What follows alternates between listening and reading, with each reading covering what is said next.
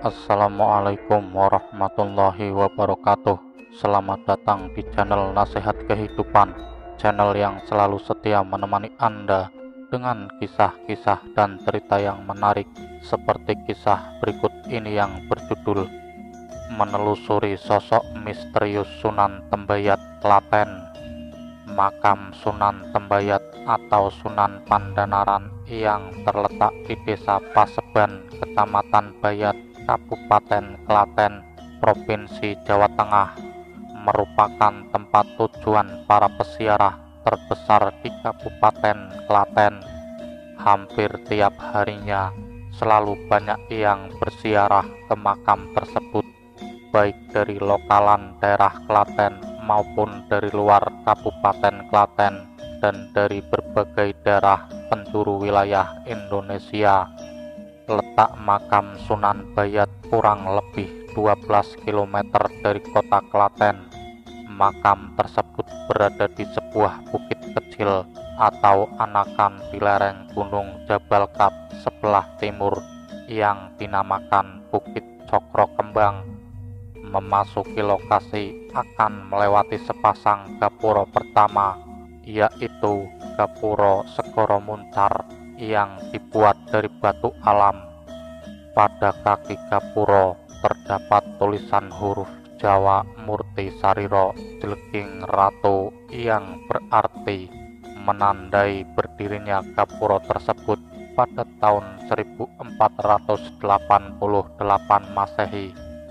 Selanjutnya, di belakangnya terdapat gapura Dudo yang tidak bisa dilewati para peziarah.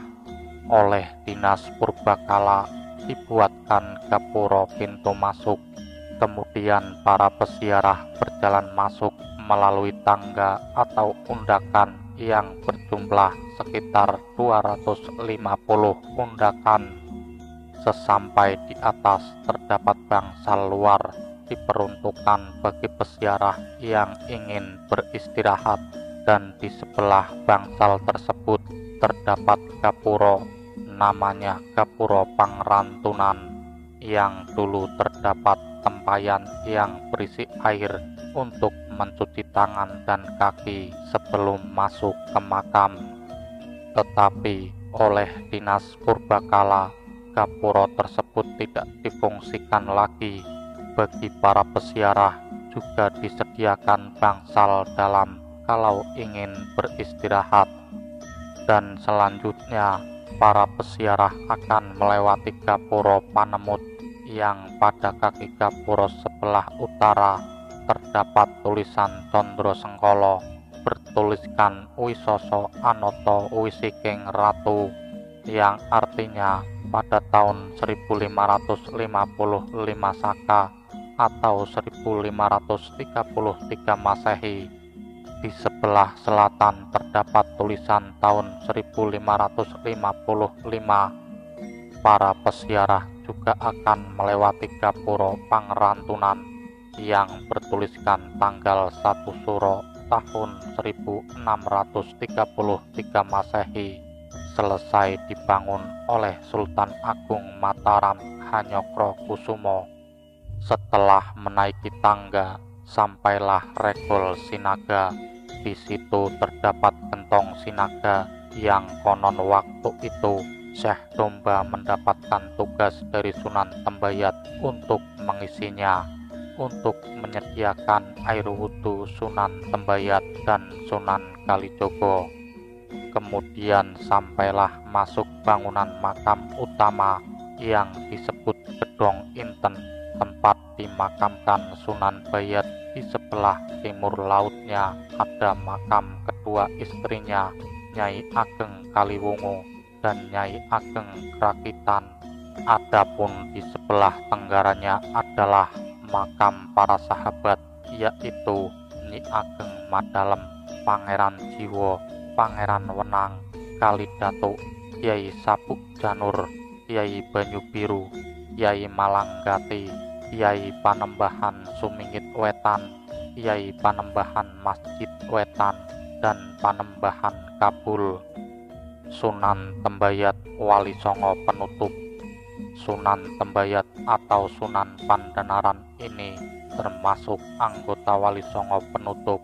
Penunjukan Sunan Bayat menjadi anggota Wali Songo dalam suatu sidang Dewan Wali Songo di Masjid Agung Demak untuk menggantikan Syekh Siti Jenar yang telah mendapat hukuman pati karena mengajar ajaran wahdatul wujud kepada khalayak umum. Usulan tersebut datang dari Sunan Kalijogo yang kemudian disetujui semua anggota Wali Songo. Kebesaran dan keramat Sunan Tembayat tidak hanya diakui di kalangan masyarakat, tetapi juga oleh pemerintah dari daerah, kabupaten, provinsi, bahkan sampai pusat. Terlebih bagi para pejabat wali kota atau bupati memang selalu mengadakan ziarah ke makam Sunan Bayat karena dianggap leluhurnya yang ikut mendirikan Kabupaten Semarang. Kalangan keraton mulai Pajang sampai Mataram sangat menghormati makam Sunan Tembayat. Kebesaran Sunan Tembayat sebagai waliullah yang keramat dapat ditemukan dalam buku awal Kebangkitan Mataram yang mengisahkan Sultan Hadiwijaya Pajang yang sehabis kalah perang dengan pasukan Mataram di Prambanan. Kemudian Sultan Hadiwijaya beserta pasukan Pajang yang tersisa menarik mundur. Melewati Bayat, Sultan Hadiwijaya berkeinginan berziarah ke Sunan Bayat, tetapi ternyata pintu makam tidak bisa dibuka oleh juru kunci makam. Mengetahui hal ini, Sultan Hadiwijaya mengetahui isyarat bahwa wahyu keraton sudah berpindah, tidak ada lagi berpihak pada Sultan Hadiwijaya. Pujangga besar Raden Ngabaironggo Warsito dalam kitab Wirid Hidayat Jati juga menyebutkan Sunan Tembayat termasuk anggota 8 waliullah yang diberi kewenangan mengajar wirid dan pelajaran ilmu kesempurnaan atau tasawuf untuk angkatan kedua dan ketiga pada era akhir kerajaan Demak sampai awal kerajaan Pajang. Dan pada angkatan kedua 8 waliullah terdiri dari Sunan Giriprapen, Sunan Derajat, Sunan Ngatasangin, Sunan Kalijogo, Sunan Tembayat, Sunan Kalinyamat, Sunan Gunung Jati, dan Sunan Kajenar. Kemudian pada angkatan ketiga 8 waliullah adalah Sunan Prapen, Sunan Derajat, Sunan Natasangin, Sunan Kalijogo, Sunan Tembayat, Sunan Patusan, Sunan Kudus, dan Sunan Geseng. Sunan Tembayat pada angkatan kedua dan ketiga tersebut mendapat tugas dari gurunya Sunan Kalijogo memberikan wejangan terkait hal-hal mengenai susunan dalam singgasana Baitul Muharram. Kisah dan legenda Sunan Tembayat atau Sunan Pandanaran begitu kuat melekat di masyarakat Jawa Tengah, yaitu bermula dari Adipati Pandanaran II yang diwisuda menggantikan Sunan Pandanaran I atau Maulana Ibnu Salam. Adipati Pandanaran II mempunyai kepandaian dan keuletan dalam menjalankan roda pemerintahan serta mengurus perekonomian Kabupaten Semarang. Adipati tersebut juga memiliki kepandaian berdagang sehingga kemudian jadilah terkaya di Semarang. Tetapi kemudian muncul tabiat buruknya menjadi orang kikir dan sombong dikarenakan kekayaan tersebut. Dan pada suatu saat kemudian datanglah Sunan Kalijogo datang menemuinya dengan menyamar sebagai tukang rumput untuk menyadarkannya Adipati Pandanaran II yang lalai tersebut. Dalam kisah tersebut, Adipati Pandanaran menyadari kesalahannya yang telah terpedaya oleh harta kekayaan, sehingga menjadikan dirinya kikir, sombong, dan melupakan Tuhannya. Adipati Pandanaran II ingin menebus kesalahan dengan tekad untuk meninggalkan jabatan adipati. Selanjutnya, ingin mengabdi menjadi murid Sunan Kalijogo. Sunan Kalijogo menerima permintaan Adipati Pandanaran, tetapi dengan 4 syarat yang harus dipenuhi, yaitu 1. Segera bertaubat dan meninggalkan keserakahan. 2. Mendirikan masjid yang selalu diiringi beduk setiap tiba waktu sholat. 3. Membagikan harta kepada sesama umat, lebih-lebih pada du'afa dan fakir miskin. Dan yang keempat, menghidupkan lampu di rumah guru atau di Jabal Kad. Setelah bermusyawarah, Adipati Pandanaran II dengan keluarga sang adipati mengutarakan niatnya yang ingin meletakkan jabatan adipati dan kemudian akan berguru pada Sunan Kalijogo di Jabal Kad. Maka setelah mendapatkan persetujuan dari keluarga dan sesepuh kadipaten, Adipati Pandanaran membagikan harta kekayaannya pada anggota keluarganya dan kepada para du'afa atau fakir miskin. Kemudian sambil diikuti istrinya, Nyai Ageng Kaliwungu, dan anak laki-lakinya untuk melakukan perjalanan menuju Jabal Kad Bayat, Klaten. Selama perjalanan menuju Jabal Kad, banyak peristiwa-peristiwa penting, sehingga sang adipati turut memberikan nama-nama daerah seperti Solotigo, Boyolali, Jiwo, Wedi, dan mendapatkan murid-murid yang setia, di antaranya Syekh Domba, Syekh Kiwil, dan Nyai Tasik. Di Bayat Klaten, di samping makam Sunan Bayat yang menjadi daya tarik para peziarah, juga terdapat makam-makam para murid-murid Sunan Bayat seperti Syekh Domba, Syekh Kiwil, juga makam anak cucu Sunan Bayat seperti Pangeran Jiwo, Ki Ageng Giring, Pangeran Romo, dan Pangeran Kadoran.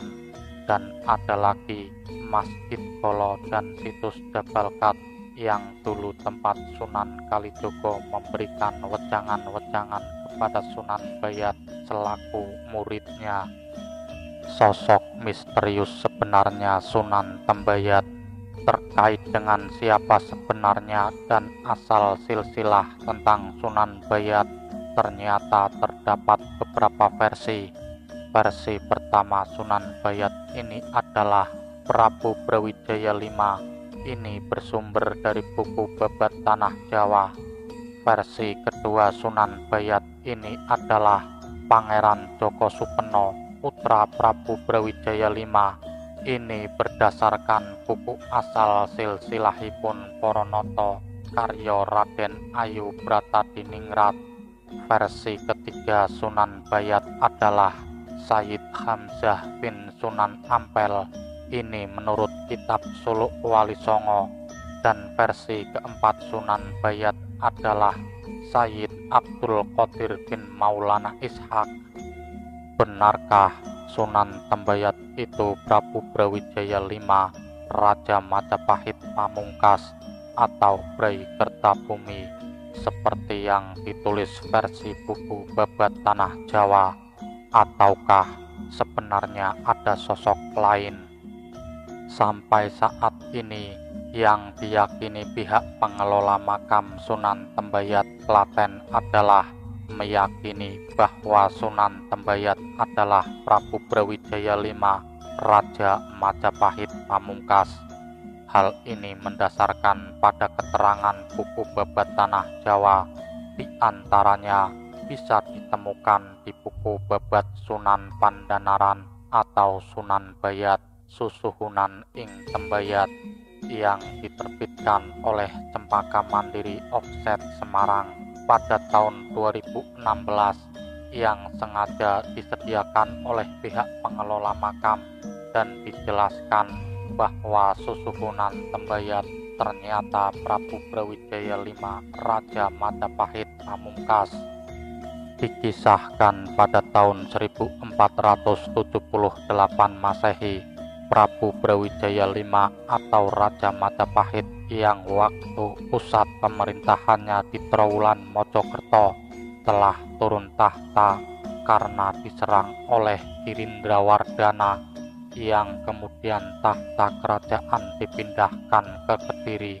Bergelarlah Prabu Brawijaya VI yang memerintah pada tahun 1478 sampai 1498 Masehi, dan kemudian digantikan Patih Udara yang berkuasa pada tahun 1498 sampai 1518 Masehi.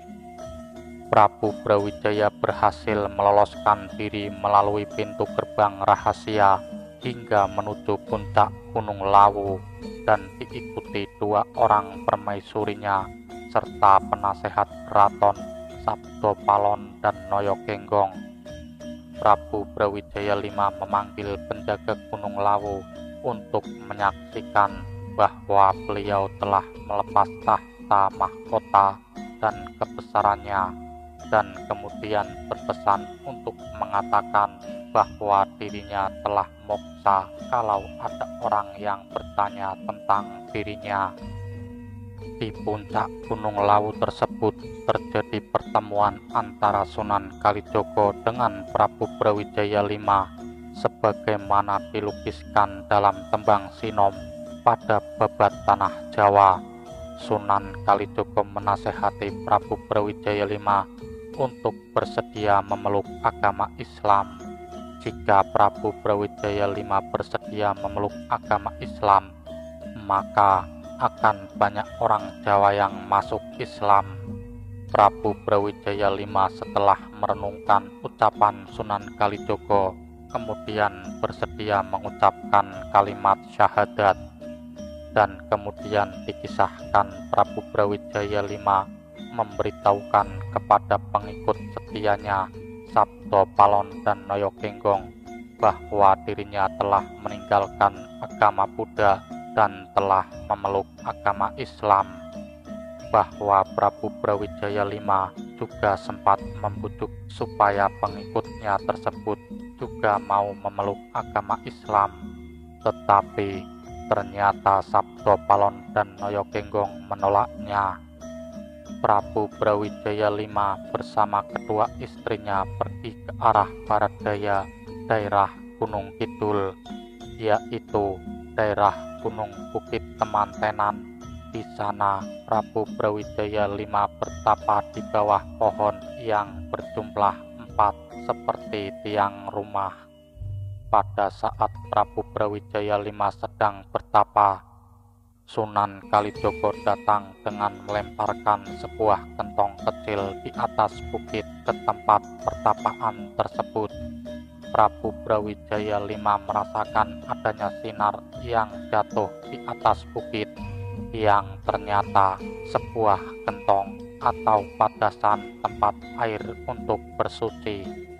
Prabu Brawijaya menyelesaikan tapanya atau Ndugarake tempat pertapaan, dan daerah tersebut diberi nama Gunung Gentong, dan kemudian melanjutkan perjalanannya menuju ke arah selatan. Beliau ingin menemui Ratu Laut Selatan, tetapi kemudian ragu dan sampailah di tempat Ngobaran. Disinilah Prabu Brawijaya V melakukan ritual bakar diri dengan membuat prapen atau tempat pembakaran yang dibuat dari tumpukan kayu bersama kedua istrinya, yaitu Dewi Lowati dan Dewi Bondan Surati. Prabu Brawijaya V dan kedua istrinya menceburkan diri dalam kobaran api. Setelah api padam, kedua istrinya mati menjadi abu, sementara Prabu Brawijaya masih hidup dan segar bugar. Pada kisah dalam babat tersebut, Prabu Brawijaya V setelah ritual bakar diri ternyata tidak mempan dan tetap selamat, dan kemudian oleh Sunan Kalijogo diberikan nama dengan Ki Jamus dan mendapat tugas untuk menjadi Bupati Semarang dengan jalan mengikuti sayembara untuk menyembuhkan anak putri Bupati Pandanaran Semarang. Disinilah Ki Jamus yang sebenarnya Prabu Brawijaya V kemudian ditunjuk menjadi Adipati Pandanaran II menggantikan Adipati Pandanaran I. Penulis kurang sependapat yang menyatakan bahwa sosok Sunan Tembayat ini adalah Prabu Brawijaya V yang mendasarkan pada kisah babat tanah Jawa termasuk babat Tembayat. Lebih tepatnya, yang lebih logis mendekat nalar sejarah adalah bahwa Sunan Tembayat ini adalah Raden Djoko Supeno, putranya Prabu Brawijaya V. Hal ini mendasarkan pada buku asal silsilahipun Poronoto Karyo Raden Ayu Broto Diningrat. Disebutkan Prabu Brawijaya V, Prabu Kertabumi mempunyai dua istri prameswari, yaitu yang pertama Ratu Handarawati dari Nagari Campa dan yang kedua putri dari Begelan. Adapun putra-putrinya berjumlah 91. Di sini putra yang ke-77 adalah Raden Djoko Supeno alias Ki Ageng Tembayat.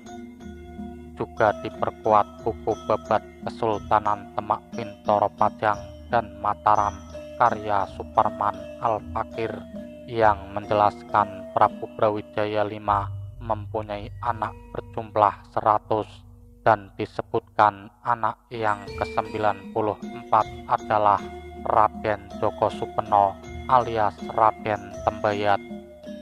Kisah Sunan Tembayat atau Sunan Pandanaran II dalam cerita babat memang terasa mengasihkan ketika disimak, tetapi kalau Sunan Tembayat ini dinyatakan Prabu Brawijaya V, ini terasa ganjil, sebagaimana lazimnya Prabu Brawijaya V yang telah pernah menjadi Raja Besar Majapahit pada tahun 1468 sampai 1478 Masehi terpaksa turun tahta karena diserang Prabu Giriwandana atau keturunan Jayakatang dari Keling pada saat kemudian masih mau menerima jabatan Adipati Semarang yang kedua, yang adipati tersebut menjadi bawahannya Sultan Fatah Demak yang merupakan putranya sendiri. Sunan Tembayat dinyatakan wafat pada hari Jumat Kliwon 27 Ruah pada tahun Saka 1469 Hijriah atau tahun 1547. Kalau ternyata Sunan Tembayat itu Prabu Brawijaya V atau Prabu Brai Kertabumi, diperkirakan lahir 1413 Masehi. Ini mendasarkan dari lahirnya Raden Patah 1455 Masehi. Berdasarkan catatan kronik Cina, berarti tepat wafat Sunan Tembayat berusia 134 tahun. Hal ini jelas terasa janggal, ada orang bisa berusia sampai segitu. Terdapat juga penjelasan dari buku Babat Demak dalam tafsir sosial politik keislaman dan kebangsaan bahwa ketika Prabu Brawijaya V atau Prabu Kertabumi mendapat serangan dari Prabu Giriwandana dari Keling Kediri pada tahun 1478 Masehi, Prabu Brawijaya V wafat dalam pertempuran dan dimakamkan di makam Pajang Trowulan. Kali ini lebih sepakat dan lebih logis kalau Sunan Tembayat itu adalah Raden Djoko Supeno, putra Prabu Brawijaya V. Hal ini mendasarkan pada kronologis historis bahwa Sunan Tembayat itu masih hidup pada era akhir Kesultanan Demak, masa Raja Sultan Trenggono, sampai awal Kesultanan Pajang pada tahun 1521 sampai 1548, termasuk anggota Wali Songo angkatan kelima untuk menggantikan posisi Syekh Siti Jenar yang wafat dieksekusi mati. Ini mendasarkan pada buku kisah perjalanan Syekh Subakir yang juga diperkuat pernyataan Ngadijo dalam buku Panembahan Senopati Mataram yang menyatakan bahwa ketika Majapahit runtuh pada tahun 1478 dan terjadi perseteruan keluarga Majapahit, maka banyak para pangeran Majapahit kemudian mesanggrah atau berpindah ke daerah sekitar Jawa Tengah.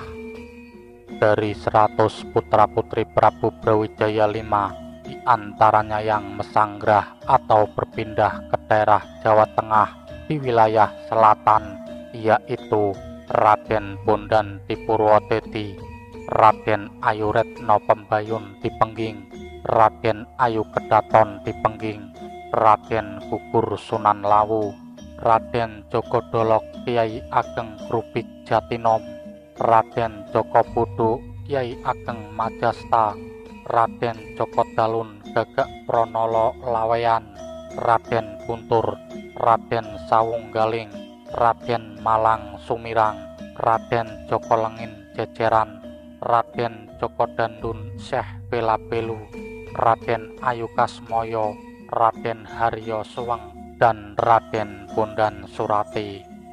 Kenapa sosok Sunan Tembayat ini lebih logis kalah dari Raden Djoko Supeno, putra Prabu Brawijaya V atau Prabu Brai Kertabumi? Juga melihat dari bentuk bangunan makam dan gapura menunjukkan khas bangunan Majapahit. Begitulah sahabat nasihat kehidupan, kisah dari menelusuri sosok misterius Sunan Tembayat Klaten. Terima kasih sudah menyimak kisah yang kami sajikan. Semoga cerita ini bermanfaat bagi kita semua, dan nantikan kisah-kisah menarik lainnya. Wassalamualaikum warahmatullahi wabarakatuh.